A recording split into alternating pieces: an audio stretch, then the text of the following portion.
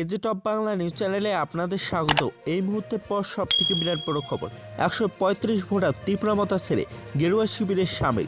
বিস্তারিত জানিয়ে দেব, সঙ্গে থাকবেন।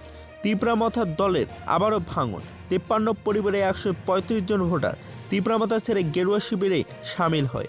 বিজেপি করমছড়া মণ্ডলের উদ্যোগে লংতলায় ভেলি মহকুমার চিচিংছড়া ভিলেজের রথকুমার রোয়াজাপাড়ায় এই যোগদান সভার আয়োজন করা হয় এবং সেই যোগদান সভায় তীব্রামথার দলের ব্লক স্তরের নেতা সহ 135 জন ভোটার পদ্ম শিবিরে সামিল হয় এবং তাদের হাতে দলীয় পতাকা তুলে দিয়ে দলে বরণ করলেন পূর্ব লোকসভা আসনের সাংসদ রেবতী ত্রিপুরা, প্রদেশ বিজেপি সহ সভানেত্রী পাতালগোনা জামাতিয়া, মনু চৈলেংটা আসনের এমডিসি সঞ্জয় দাস সহ আরও অন্যান্য নেতৃত্বরা।